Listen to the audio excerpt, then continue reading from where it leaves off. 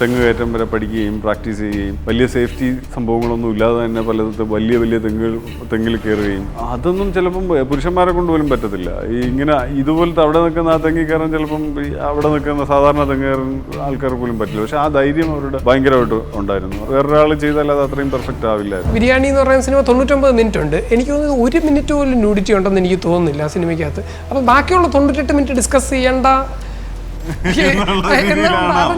നമുക്ക് അറിഞ്ഞൂടാ. അസ്തമയം വരെ എന്ന് പറയുന്ന സിനിമ, അതിനകത്ത് മെയിൽ ന്യൂഡിറ്റി ഉണ്ട്. അപ്പൊ അത് ഇവിടെ ആർക്കും പ്രശ്നം വരുന്നില്ല. അത് പ്രത്യേക തരം ഒരു കോംപ്ലിക്കേഷൻ ആയിരുന്നു. അപ്പൊ ആ സിനിമ ഇറങ്ങിയ സമയത്തൊക്കെ തനിക്കുസൃതിക്കെതിരെ ഭയങ്കര സ്ലട്ട് ഷേമിങ്. അതേസമയം അതിൽ കൂടെ മെയിൽ ആക്ടേഴ്സ് അഭിനയിച്ചിട്ടുണ്ട്. ഒരു ഫോറിൻ സിനിമയിൽ ഇങ്ങനത്തെ സീൻസുകൾ വന്നു കഴിഞ്ഞാൽ അത് ആൾക്കാർ ആഘോഷിക്കുകയും അല്ലെങ്കിൽ അതിനെ ഭയങ്കരമായിട്ട് പറയുകയും ഇതിനെ വേറെ തരത്തിൽ മാത്രം ഒരു ബ്രാക്കറ്റിലോട്ട് ഒതുക്കാൻ ശ്രമിക്കുകയും ചെയ്യുന്ന ഒരു രീതി നമ്മുടെ മലയാളികളുടെ ഇടയിലുണ്ട് എന്നുള്ളത് ഞാൻ സിനിമ കഴിഞ്ഞപ്പോഴാണ് എനിക്ക് കൂടുതലും മനസ്സിലാവുന്നത്. ഇപ്പോൾ എൻ്റെ സിനിമ എന്ന് പറയുന്ന എല്ലാ സിനിമ, ബിരിയാണി ആവട്ടെ, അസ്തമയം വരെ ആവട്ടെ, അയാൾ ശശി ആവട്ടെ, ഇപ്പോൾ ഈ പറഞ്ഞ തിയേറ്റർ ആവട്ടെ, ഇതെല്ലാം ഒന്നുകിൽ ഞാൻ കണ്ടതോ കേട്ടതോ എനിക്ക് എൻ്റെ ലൈഫിൽ എക്സ്പീരിയൻസ് ചെയ്തതോ അല്ലെങ്കിൽ ഞാൻ തന്നെ ഫീൽ ചെയ്തതോ ആയിട്ടുള്ള എനിക്ക് തന്നെ ഫീൽ ചെയ്തിട്ടുള്ള കാര്യങ്ങളാണ് ഞാൻ ഈ സിനിമയിലൂടെ കൊണ്ടുവരാൻ പറയാൻ ശ്രമിച്ചിട്ടുള്ളത്. സിനിമ സ്വപ്നം കാണുന്നവർക്ക് Chavara film school, Kochi. Hi, hello everyone. നമ്മുടെ കൂടെ ഇന്ന് ലൈഫ് നെറ്റ് ടിവിയിലുള്ളത് 2 സ്പെഷ്യൽ ഗസ്റ്റുകളാണ്. ബിരിയാണിയുടെ ഡയറക്ടർ, അദ്ദേഹത്തെ സ്വാഗതം ചെയ്യുന്ന സജിൻ ബാബു, ആൻഡ് നമ്മുടെ film editor Appu N Bhattathiri. Welcome to our show. നമ്മുടെ ബിരിയാണി സിനിമ തിയേറ്ററിൽ എത്തിയപ്പോഴാണ് സത്യം പറഞ്ഞാൽ അതിലൊരു കോൺട്രവേഴ്സീസ് ഒക്കെ വരാൻ തുടങ്ങിയത്. ശരിക്കും നമ്മൾ ഹോളിവുഡ് സിനിമകളൊക്കെ കാണാൻ നേരത്ത് ഇവിടെ ഹോളിവുഡ് സിനിമയിലൊക്കെ ആർട്ട് ഫിലിംസിനൊക്കെ ഭയങ്കര അപ്രിസിയേഷനും അതുപോലെ തന്നെ അത് സ്റ്റാറ്റസ് ഇടുന്നു, പൊക്കി പറയുന്നു, ഇതെല്ലാം ഉണ്ട്. പക്ഷേ മലയാള സിനിമകളിലൊക്കെ വരാൻ നേരത്ത് ഇതുപോലെ ഒരു ന്യൂഡിറ്റി വരുമ്പോൾ അല്ലെങ്കിൽ ഒരു എന്താ പറയുക, ഒരു ഇൻറ്റിമേറ്റ് സീൻസ് ഒക്കെ വരാൻ നേരത്ത് അനാവശ്യമായുള്ള ഒരു സദാചാരം അവിടെ വരുന്നുണ്ടെന്ന് തോന്നുന്നുണ്ടോ? അതല്ല, അത് പ്രോപ്പറായിട്ടുള്ളൊരു ക്രിറ്റിസിസം ആയിട്ടാണോ കാണുന്നത്? അല്ല, അതിപ്പം സ്വാഭാവികമായിട്ട് നമ്മൾ കേരളത്തിൽ 100% ലിറ്റററി ആയിട്ടുള്ളൊരു സ്റ്റേറ്റാണ്. ഒരുപാട് പേർക്ക് എല്ലാം അപ്ഡേറ്റഡ് ആയിട്ട് ഇത് ചെയ്യുന്നതാണ്. ഫിലിം സൊസൈറ്റി മൂവ്മെൻറ്റ്സ് ഭയങ്കര സജീവമായിട്ടുള്ളതാണ്. ഫിലിം ഫെസ്റ്റിവൽസ് സജീവമായിട്ടുള്ളതാണ്. സിനിമ കൾച്ചർ ഭയങ്കരമായിട്ടുള്ളതാണ്. പക്ഷേ ഇതൊക്കെ പറഞ്ഞാൽ പോലും സ്റ്റിൽ ഈ പറഞ്ഞ ഒരു മലയാള സിനിമയിൽ, ഒരു ഫോറിൻ സിനിമയിൽ ഇങ്ങനത്തെ സീൻസുകൾ വന്നു കഴിഞ്ഞാൽ അത് ആൾക്കാർ ആഘോഷിക്കുകയും അല്ലെങ്കിൽ അതിനെ ഭയങ്കരമായിട്ട് പറയുകയും ഇതിനെ വേറെ തരത്തിൽ മാത്രം ഒരു ബ്രാക്കറ്റിലോട്ട് ഒതുക്കാൻ ശ്രമിക്കുകയും ചെയ്യുന്ന ഒരു രീതി നമ്മുടെ മലയാളികളുടെ ഇടയിലുണ്ട് എന്നുള്ളത് ഞാൻ സിനിമ കഴിഞ്ഞപ്പോഴാണ് എനിക്ക് കൂടുതലും മനസ്സിലാവുന്നത്. നമ്മൾ അങ്ങനെയൊന്നും വിചാരിച്ചല്ലല്ലോ സിനിമ ചെയ്യുന്നത്. അതുകൊണ്ടാണല്ലോ ആ സിനിമ ഒരുപാട് ഫെസ്റ്റിവൽസിൽ പോയതും കുറേ അവാർഡുകൾ കിട്ടുന്നതും സ്റ്റിൽ ഇപ്പോഴും പോയിക്കൊണ്ടിരിക്കുന്നതും. പലപ്പോഴും ഈ കണ്ടന്റിന് ഫോക്കസ് കൊടുക്കുന്നതിന് പകരം ഇത് എല്ലാ അർത്ഥത്തിലും നമ്മൾ അങ്ങനത്തെ ഒരു ചുറ്റുപാടിലാണ് ജീവിച്ചുകൊണ്ടിരിക്കുന്നത്. ഇപ്പം എല്ലാ കാര്യത്തിലും, ഇപ്പോൾ ഈവൻ ഇൻക്ലൂഡിങ് ഇപ്പോൾ എൻ്റെ കാര്യത്തിൽ ഉൾപ്പെടെ അല്ലെ ചില ആൾക്കാരുടെ കാര്യത്തിൽ ഉൾപ്പെടെ നമുക്കറിയാം, എന്നെ ചുറ്റിപ്പറ്റി നിൽക്കുന്ന ആൾക്കാർക്കറിയാം, അല്ലെങ്കിൽ എന്നോടുള്ള ആൾക്കാർക്കറിയാം, അല്ലെങ്കിൽ എന്താണ് സത്യമെന്ന്, അല്ലെങ്കിൽ ഞാൻ പറയുന്നവർക്കറിയാം. പക്ഷേ പുറത്ത് നടക്കുന്നത് വേറെയാണ്. അപ്പോൾ അതിവിടെ നമുക്ക് ഇതിനെ പോയിട്ട് ന്യായീകരിക്കാനോ അല്ലെങ്കിൽ ഇത് പോയിട്ട് ശരിയാണെന്ന് പറയാനോ ഒന്നും നമുക്കിപ്പോൾ സ്പേസ് ഇല്ല. ആർക്കും എവിടെയും വിളിച്ച് പറയാൻ പറ്റുന്ന, അതിപ്പോൾ മെയിൻ സ്ട്രീം മീഡിയ ആവട്ടെ, അല്ലാത്ത മീഡിയ ആവട്ടെ, യൂട്യൂബ് ചാനൽസ് ആവട്ടെ, കമൻസ് ആവട്ടെ, ആർക്കും ആരെ ഏത് തരത്തിൽ എപ്പോഴും എങ്ങനെ അറ്റാക്ക് ചെയ്യുക, ആൾക്കാരെ ഉപദ്രവിച്ചുകൊണ്ടിരിക്കുക, അല്ലെങ്കിൽ എന്തും പറഞ്ഞുകൊണ്ടിരിക്കാൻ പറ്റുന്ന ഒരു സൊസൈറ്റിയിലാണ് നമ്മൾ ജീവിക്കുന്നത്. പക്ഷേ അവിടെ അതെനിക്ക് തോന്നുന്നു ചില സ്ഥലങ്ങളിലൊക്കെ എനിക്ക് തോന്നുന്നു അതിനൊക്കെ ഒരു മാന്യതയുണ്ട്. പക്ഷെ ഇപ്പോഴും നമ്മൾ ഈ പറഞ്ഞ ഭയങ്കരമായിട്ടുള്ള, ഞാൻ എല്ലാവരെയും കുറ്റം പറയുന്നതല്ല, എല്ലാവരും അങ്ങനെയാണെന്നല്ല പറയുന്നത്, അത് മാത്രം ഇവിടെ നിന്ന് സംഭവിക്കുന്നില്ലല്ലോ എന്നുള്ള ഒരു വിഷമമുണ്ട് സത്യത്തിൽ. നമ്മൾ ഭയങ്കരമായിട്ട് സാംസ്കാരികമായിട്ടും എല്ലാ തരത്തിലും ഉയർന്നവരാണെന്ന് പറയുകയും ഈ പറഞ്ഞ എല്ലാ തരത്തിലും നമുക്ക് ചിന്തിക്കുന്ന ആൾക്കാരാണെന്ന് പറയുക, എല്ലാവരും അല്ല ഞാൻ പറയുന്നത്. പിന്നെ ഈ പറഞ്ഞ യൂട്യൂബ് ചാനൽസും ആൾക്കാരും കണ്ടന്റുകൾ ഉണ്ടാക്കാൻ വേണ്ടിയിട്ട് എന്തും പടച്ചു വിടുകയും ചെയ്യുന്ന ഒരു കാലഘട്ടത്തിൽ എനിക്ക് തോന്നുന്നു അതിൻ്റെ പ്രസക്തി അല്ലേ. പലരും ചോദിച്ച ആ സമയത്ത് ചോദിച്ചൊരു ചോദ്യമായിരുന്നു, ഇപ്പോൾ ആർട്ട് ഫിലിംസും ഒട്ടും ഇറങ്ങാത്തൊരു ഇൻഡസ്ട്രി അല്ലല്ലോ മലയാളം. നമുക്ക് ഇഷ്ടംപോലെ റിക്കഗ്നൈസ്ഡ് ആയിട്ടുള്ള ഡയറക്ടേഴ്സ് ഉള്ള ഒരു ഇൻഡസ്ട്രി കൂടിയാണ്. നമുക്ക് ദാദാസാഹേബ് ഫാൽക്കെ അവാർഡ് വരെ നേടിയിട്ടുള്ള ആർട്ട് ഫിലിം ഡയറക്ടേഴ്സ് ഉള്ള ഒരു ഇൻഡസ്ട്രി കൂടിയാണ്. അപ്പോൾ അവർ ചോദിച്ചൊരു കാര്യമായിരുന്നു, ഇത്ര ന്യൂഡിറ്റി കാണിക്കാതെ ഈ കാര്യം ചർച്ച ചെയ്യാൻ പറ്റില്ലേ എന്നുള്ളൊരിത്. അല്ല, അതേപോലെ തന്നെ നമുക്കിത്, അതായത് ഇത് തന്നെയാണ് തിരിച്ചുള്ള ചോദ്യം. അതായത് ന്യൂഡിറ്റി കാണിച്ചിട്ട് ഇത് പറഞ്ഞാലും ഈ പറയുന്ന കാര്യം വിട്ടുപോകുന്നുണ്ടോ, അതായത് ഫോക്കസ് തിരിച്ച് ന്യൂഡിറ്റിയിലോട്ട് തന്നെ വരുന്നോ എന്നുള്ളതാണ് നമ്മളുടെ അതായത് അതൊരു പ്രോബ്ലം തന്നെ അല്ലേ? മാത്രം കണ്ടിട്ട് അതൊരു ഞാൻ പറയുന്നത് ഈ സിനിമ എന്തോ 99 മിനിറ്റ് എന്തോ ഉണ്ട്. നമ്മുടെ ബിരിയാണി എന്ന് പറയുന്ന സിനിമ 99 മിനിറ്റ് ഉണ്ട്. എനിക്ക് തോന്നുന്നു 1 മിനിറ്റ് പോലും ന്യൂഡിറ്റി ഉണ്ടെന്ന് എനിക്ക് തോന്നുന്നില്ല ആ സിനിമയ്ക്കകത്ത്. അപ്പൊ ബാക്കിയുള്ള 98 മിനിറ്റ് ഡിസ്കസ് ചെയ്യേണ്ട നമുക്ക് അറിഞ്ഞൂടാ, നമുക്ക് ഡിസ്കസ് ചെയ്യാം. അങ്ങനെ ഡിസ്കസ് ചെയ്യാം. ആരോ കമന്റ് ഇട്ടതുപോലെ ഞാൻ നോക്കിയപ്പോഴേ ട്രെയിലർ വന്നപ്പോ ആരോ കമന്റ് ഇട്ടതുപോലെ ബിരിയാണി കണ്ടു, ഇനിയിപ്പോ ഇതിലെന്തൊക്കെയുണ്ടോ. അപ്പം ഇത് ഇന്നവേ ഈ പറയുന്ന പോലെ ഇപ്പൊ ഇതൊക്കെ ഈ പറയുന്ന പോലെ ഒരു ക്ലിക്ക് ബെയ്റ്റ് ആംഗിൾ ആണല്ലോ. ഞാൻ പറയുന്നത് കമന്റ്സ് ഇടുന്നതിന് പോലും ഒരു ക്ലിക്ക് ബെയ്റ്റ് ആംഗിൾ ഇന്നവേ അതിന് ലൈക്കും, കാരണം ലൈക്ക് കിട്ടുന്ന അനുസരിച്ച് ഇത് മുകളിലോട്ട് കയറി വരുമല്ലോ. കമൻസ് ആണെങ്കിലും നമ്മുടെ ഇത്രയും ലൈക്കുള്ള ഒരു കമൻറ്റ് നമ്മുടെ ടോപ്പ് കമൻ്റ് ആയിട്ട് വരിക. അപ്പം എല്ലാവർക്കും എനിക്ക് തോന്നുന്ന അറ്റൻഷനാണ് വേണ്ടത്. അപ്പം അറ്റൻഷനിൽ ഡ്രൈവ് ചെയ്യുന്ന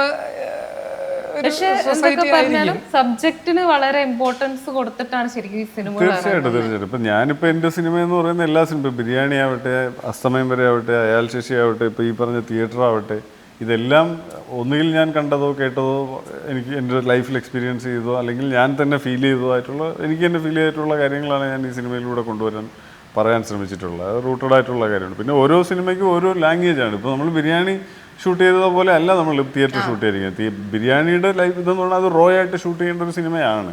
അതിൽ അങ്ങനെ തന്നെ കാണിക്കേണ്ട ഒരു സിനിമയാണ്. അങ്ങനെയാണ് ആ സിനിമയുടെ ക്യാമറ മൂവ്മെൻറ്റ്സ് ആവട്ടെ, അതിൻ്റെ ഇതെല്ലാം നമ്മൾ നേരത്തെ തന്നെ ഡിസൈൻ ചെയ്ത് പ്ലാൻ ചെയ്തതാണ്. സെയിം ക്യാമറമാനാണ് കാർത്തിക് മുത്തുമാറാണ് മാര ചെയ്തിരിക്കുന്നത്. അവൻ തന്നെയാണ് ഇപ്പോൾ ഹിന്ദിയിൽ പല പടവും ചെയ്യുന്നത്. ഭയങ്കര ബ്യൂട്ടിഫുൾ ആയിട്ട് ഫ്രെയിം ഉണ്ടാക്കാൻ പറ്റുന്നതാണ്. അല്ല, ഇതുപോലെ തന്നെ ട്രിക്കി ആയിട്ടുള്ള ചില കാര്യങ്ങളുണ്ട്. ഇപ്പോൾ സജിൻചാൻ്റെ ആദ്യത്തെ സിനിമയുണ്ട് അസ്തമയം വരെ എന്ന് പറയുന്ന സിനിമ. അതിനകത്ത് മെയിൽ ന്യൂഡിറ്റി ഉണ്ട്. അപ്പൊ ആദ്യം ഇവിടെ ആർക്കും പ്രശ്നം വരുന്നില്ല. അത് പ്രത്യേക തരം ഒരു കോംപ്ലിക്കേഷൻ ആയിരുന്നു. അപ്പൊ അത് മാത്രല്ല ഈ ഫ്ലഡ് ഷെയ്മിങ് എന്ന് പറയുന്നതും ഇപ്പൊ ആ സിനിമ ഇറങ്ങിയ സമയത്തൊക്കെ തനിക്കുസൃതിക്കെതിരെ ഭയങ്കര ഫ്ലഡ് ഷെയ്മിങ്. അതേസമയം അതിൽ കൂടെ മെയിൽ ആക്ടേഴ്സ് അഭിനയിച്ചിട്ടുണ്ട്. മറ്റു സിനിമകളിൽ മെയിൽ ആക്ടേഴ്സും ന്യൂഡിറ്റി കാണിക്കുന്ന ഇപ്പം തന്നെ ഇപ്പം ബിർമക്കലിന്റെ ചില ഇന്റർവ്യൂസ് ഒക്കെ വന്നു ഈ സിനിമയായിട്ട് ബന്ധപ്പെട്ട്. അപ്പം ആ ബന്ധപ്പെട്ട് വരുന്ന ഇന്റർവ്യൂസിന്റെ താഴെയുള്ള കമന്റ്സ് വായിച്ചു കഴിഞ്ഞാൽ അവര് അറ്റാക്ക് ചെയ്യുന്ന പോലെയാണ് എനിക്ക് ഫീൽ ചെയ്യുന്നത് പല കാര്യങ്ങളും. അപ്പോൾ അതിൽ ചില വിഷയങ്ങൾ അവരെടുത്തിരിക്കുന്നതും അത്തരം ന്യൂസ് ക്ലിക്ക് ബൈറ്റ്സിന് വേണ്ടിയിട്ട് എടുത്തിരിക്കുന്നതും അല്ലെങ്കിൽ അവരുടെ അങ്ങനെ ഇങ്ങനെ പറഞ്ഞിട്ട്, അപ്പം ഞാൻ എന്താണ് അതിൻ്റെ ഡീറ്റെയിലോട്ട് പോകുന്നില്ല. അത് ഞാൻ തന്നെ എന്നെ ഇത് ചെയ്യുന്ന പോലെ ഇരിക്കും. പക്ഷെ അതിൻ്റെ യാഥാർത്ഥ്യവും അതിൻ്റെ സത്യമൊക്കെ ഈ പറഞ്ഞ പോലെ വേറെയാണ് എന്നുള്ളതാണ് ജീവിതത്തിൽ. നമുക്ക് റിമയിലേക്ക് വരാം. ശരിക്കും ഈ ക്യാരക്ടറിലേക്ക് ആക്ടറിന് ചൂസ് ചെയ്യുന്നത് അതിൻ്റെ കൂടെ തന്നെ എനിക്ക് ഡെയിൻ ഡേവിസിൻ്റെ നമ്മളെല്ലാവരും പക്ക കോമഡി സിനിമകളിൽ മാത്രം കണ്ട് പരിചയമുള്ള ഒരാളാണ്. ആളതിൽ പീക്കാണ്. മെയിനായിട്ട് അത് തന്നെ ആയിരിക്കുമല്ലോ റീസൺ വീണ്ടും വീണ്ടും കാസ്റ്റ് ചെയ്യുന്നത്. പക്ഷെ ഇതിൽ വന്നത്തേക്കും വളരെ ആളുടെ ഒരു ഡിഫറെൻറ്റ് ഷെയ്ഡ് നമുക്ക് കാണാം. റിമയും ഡെയിനും ഈ ഒരു കാസ്റ്റ് എങ്ങനെയാണ് മനസ്സിൽ വന്നത്? വൈദ്യം റിമ അല്ലാതെ വേറൊരാളെ നമുക്ക് അതിലൊരു ഓപ്ഷനിൽ ഇപ്പം ചിന്തിക്കാൻ പറ്റില്ല. ഞാൻ പലരെയും നമ്മൾ ഡിസ്കസ് ചെയ്തിരുന്നു തുടങ്ങുന്ന സമയത്ത്. പക്ഷെ അതൊന്നും എന്തോ ഭാഗ്യം കൊണ്ട്, അതുപോലെ തന്നെ ബിരിയാണിയുടെ കാര്യത്തിലും കനി തന്നെയാണ് ആപ്റ്റായിട്ട് വേറൊരാൾ ചെയ്താൽ അത് അത്രയും പെർഫെക്റ്റ് ആവില്ലായിരുന്നു. അപ്പോൾ അതുകൊണ്ട് തന്നെയാണ് റിമയെ കാസ്റ്റ് ചെയ്യുന്നതും. റിമ അത് ഗംഭീരമായിട്ട് ആ സിനിമയിൽ ഡെഡിക്കേറ്റ് ചെയ്യുകയും ഇപ്പോൾ ഈ പറഞ്ഞതുപോലെ ഈ തെങ്ങ് കയറ്റം വരെ പഠിക്കുകയും പ്രാക്ടീസ് ചെയ്യുകയും വലിയ സേഫ്റ്റി സംഭവങ്ങളൊന്നും ഇല്ലാതെ തന്നെ പലതും വലിയ വലിയ തെങ്ങിൽ കയറുകയും, അതൊന്നും ചിലപ്പം പുരുഷന്മാരെ കൊണ്ട് പോലും പറ്റത്തില്ല. ഈ ഇങ്ങനെ ഇതുപോലത്തെ അവിടെ നിൽക്കുന്ന ആ തെങ്ങി കയറാൻ ചിലപ്പം അവിടെ നിൽക്കുന്ന സാധാരണ തെങ്ങ് കയറാൻ ആൾക്കാർക്ക് പോലും പറ്റില്ല. പക്ഷെ ആ ധൈര്യം അവരുടെ ഭയങ്കരമായിട്ട് ഉണ്ടായിരുന്നു. അതുപോലെ തന്നെ നീന്താനുണ്ട്, തുഴയാനുണ്ട്, ഒരുപാട് കാര്യങ്ങൾ, ഫിസിക്കൽ സാധനങ്ങൾ. പിന്നെ അതിൻ്റെ ക്ലൈമാക്സിൽ ഭയങ്കരമായിട്ടുള്ള, അതിപ്പോൾ നമ്മൾ റിവീൽ ചെയ്യുന്നില്ല. അപ്പോൾ അതിവിടെയൊക്കെ ഒരു ഫിസിക്കൽ എഫേർട്ട് ആവശ്യമാണ് ഒരു ആക്ട്രസ് എന്നുള്ള നിലയിൽ. അത്തരത്തിൽ അവരുടെ പിന്നെ പെർഫോമൻസും ആവശ്യമാണ്. അവരിത് ഭയങ്കരമായിട്ട് അത് നിങ്ങൾക്ക് സിനിമ കാണുമ്പോൾ മനസ്സിലാവും. Theatre the myth of reality എന്ന് പറയുമ്പോൾ സിനിമയിൽ അതിൻ്റെ ട്രെയിലർ കണ്ടു. ഇപ്പോൾ ട്രെയിലറിൽ നിന്ന് മനസ്സിലാവുന്നത് എന്താണെന്ന് വെച്ച് കഴിഞ്ഞാൽ ധാരാളം മിസ്കൺസെപ്ഷൻസുകൾ ഉള്ളൊരു സൊസൈറ്റിയിൽ, മേ ബി സൂപ്പർസ്റ്റിഷൻസ് ഉള്ളൊരു സൊസൈറ്റി വേണം അങ്ങനെയും പറയാമെന്ന് എനിക്ക് തോന്നുന്നു. ഒരുപാട് അന്ധവിശ്വാസങ്ങളുണ്ട്. ഒരു തുരുത്തിൽ താമസിക്കുന്ന ഒരു അമ്മയും മകളും, ഇവരുടെ ഇടയിൽ ഉണ്ടാകുന്നതായിട്ടുള്ള ഒരു എന്താ പറയുക പ്രശ്നം, അത് ഒരു സയൻറ്റിഫിക് ആയിട്ടുള്ളൊരു പ്രശ്നമായിരിക്കാം. ദേഹത്ത് പല ഒരു അസുഖമായിരിക്കാം അത്. പക്ഷേ അതിനെ ആളുകൾ മറ്റൊരു വിധത്തിൽ അവരുടെ ഹിസ്റ്ററി ആയിട്ടും അതുപോലെ തന്നെ മിത്തായിട്ടും ഒക്കെ കൂട്ടിക്കൊടുക്കണം. അതാണോ ശരിക്കും ഈ ഒരു theatre the myth of reality എന്ന് പറയുന്ന ഒരു ഇതിലേക്ക് എത്തിയത്? അതും മാത്രമല്ല, ഇപ്പോൾ അതും എവിടെയൊക്കെ ചെറുതായിട്ട് ടച്ച് ചെയ്ത് പോകുന്നു എന്നുള്ളത് മാത്രമാണ്. അല്ലാതെ തന്നെ ഇപ്പോഴും നമ്മുടെ ഒരു ഐലൻഡിൽ ഒറ്റപ്പെട്ട് ജീവിക്കുന്ന പരമ്പരാഗതമായി ഒക്കെ ആയിട്ട് അവരുടെ ആചാരങ്ങളും വിശ്വാസങ്ങളുമായിട്ട് ജീവിച്ചു പോകുന്ന ഒരു അമ്മയും മകളും അവർ ലോകത്ത് ചുറ്റും നടക്കുന്ന കാര്യങ്ങളെക്കുറിച്ചൊന്നും അവർ അത്രയും ബോധവാന്മാരല്ല. അവരവരുടേതായിട്ടുള്ളൊരു ജീവിതശൈലിയും ഈ പറഞ്ഞതുപോലെ അവിടുത്തെ തെങ്ങ് കയറുന്നു, മരം കയറുന്നു, അവരുടെ ജീവിത രീതിയും ഒക്കെ ആയിട്ട് മുന്നോട്ട് പോകുന്നു. അവരുടെ ലൈഫിൽ നമ്മുടെ ഇന്നത്തെ സോഷ്യൽ മീഡിയയും വാർത്തകളും അല്ലെങ്കിൽ ചില കാര്യങ്ങളൊക്കെ ഇടപെടേണ്ടി വരുന്നു. അപ്പോൾ അവരതിനെ കാണുന്ന ഒരു വിധം, അല്ലെങ്കിൽ അതിനെ സൊസൈറ്റി കാണുന്ന വിധം, അതിനൊരു ഫിലിം മേക്കർ കാണുന്ന വിധം, അല്ലെങ്കിൽ ആ ഒരു തരത്തിലാണ് ആ സിനിമയുടെ ഒരു ഡിസൈൻ വന്നിരിക്കുന്നത്, ഒരു സ്ക്രിപ്റ്റിങ്ങിലുള്ള ഒരു സാധനം. പിന്നെ അതിൻ്റെ മേജർ സാധനങ്ങളൊന്നും ഇപ്പം പറയുന്നില്ല, അത് സ്പോയിലറായി പോവും എന്നുള്ളതുകൊണ്ട് പറയുന്നില്ല. എനിക്കൊന്ന് അപ്പൂനും അതിനെക്കുറിച്ച് തന്നെ എന്തെങ്കിലും ഒരു... ഞാൻ അതിൽ ചോദിക്കാൻ വരായിരുന്നു. കാരണം ബിരിയാണി എന്ന് പറഞ്ഞ സിനിമ കാണുമ്പോൾ പക്ക ഒരു ആർട്ട് ഫിലിമിന്റെ ഒരു ഇതായിരുന്നു ഉള്ളത്. എന്ന് വെച്ച് കഴിയുമ്പോൾ ഒരു ഫീച്ചർ ഫിലിം മേക്കിംഗ് നമുക്ക് ഫീൽ ചെയ്യുന്നുണ്ടായിരുന്നു. പക്ഷേ തിയേറ്റർ ദി മിത്ത് ഓഫ് റിയാലിറ്റിയുടെ ഒരു ട്രെയിലറിലേക്കൊക്കെ വരാൻ നേരത്ത് ശരിക്കും ഒരു കൊമേഴ്ഷ്യൽ സിനിമ, അല്ലെങ്കിൽ ഒരു തിയേറ്ററിൽ തന്നെ പേര് പോലെ തന്നെ തിയേറ്ററിന് ഓഡിയൻസിന് പറ്റുന്ന ഒരു സിനിമ പോലെ ഫീൽ ചെയ്യുന്നുണ്ടായിരുന്നു. അത് എഡിറ്ററിന്റെ അത് എഡിറ്ററിനാണോ അതിന്റെ പിന്നിൽ ആരാണ്? ആ കൈകളാണോ ഈ കൈകൾ? ഇപ്പോൾ ബിരിയാണി ഈ പറയുന്ന പോലെ ഈ ആർട്ട് ഹൗസ് സിനിമയാണെന്ന് പറയുമെങ്കിലും എനിക്ക് തോന്നുന്നു അതൊരു ശരാശരി ആർട്ട് ഹൗസ് സിനിമയുടെ പേസിലല്ല നമ്മളത് വർക്ക് ചെയ്തേക്കുന്നത്. നമ്മളത് നല്ല കട്ടറായിട്ടുള്ള ഒരു സിനിമ തന്നെയാണ്. അപ്പോൾ theatre a myth of reality എന്നെത്തുന്നു ഒക്ടോബർ 16 തിയേറ്ററുകളിലേക്ക് എത്തുകയാണ്. എല്ലാവരും ആദ്യ ദിവസം തന്നെ പോയി കാണുക ഉറപ്പായിട്ട്. ഇല്ലെങ്കിൽ ചിലപ്പോൾ ഈ പറഞ്ഞ പോലെ ആള് വരണം. അതുകൊണ്ട് എല്ലാവരും ഇതൊരു കൊമേഴ്ഷ്യൽ സിനിമ എന്ന് പറഞ്ഞാൽ ഇതൊരു അങ്ങനത്തെ ഒരു ആർട്ട് ഹൗസ് സിനിമ അല്ല. ആ ഒരു പേസിൽ കാണുമ്പോൾ ഒരു ഹൊറർ ഫാന്റസി ത്രില്ലർ പോലൊരു ഹൊററില്ല സത്യത്തിൽ. അന്നിപ്പോ ഞങ്ങൾ റിവീൽ ചെയ്യുന്നില്ല. അപ്പോൾ നമ്മുടെ കൂടെ ഇത്രയും സമയം ചെലവഴിച്ചതിന് രണ്ടുപേർക്കും ഒരുപാട് നന്ദി. സോ ഈ സിനിമ ഹിറ്റടിക്കട്ടെ. ഇനിയും ഒരുപാട് ഉയർച്ചകളിലേക്ക്. ഇപ്പോൾ ബിരിയാണി ഒരുപാട് ഫിലിം ഫെസ്റ്റിവലിലൊക്കെ പോയി നമ്മളുടെ മലയാള സിനിമയുടെ പേര് നിലനിർത്തിയ ഒരു സിനിമയാണ്. അപ്പോൾ ഈ ചിത്രവും തിയേറ്റർ എ മിത്ത് ഓഫ് റിയാലിറ്റിയും എല്ലാ ഫിലിം ഫെസ്റ്റിവലുകളും ചെല്ലട്ടെ, അവിടെ എല്ലാം തന്നെ വിജയം നേടട്ടെ. ഇനിയും നല്ല നല്ല സിനിമകൾ നിങ്ങളുടെ രണ്ടുപേരുടെ കോമ്പിനേഷനിൽ നിന്ന് വരട്ടെ. So wish you guys all the best. Thank you.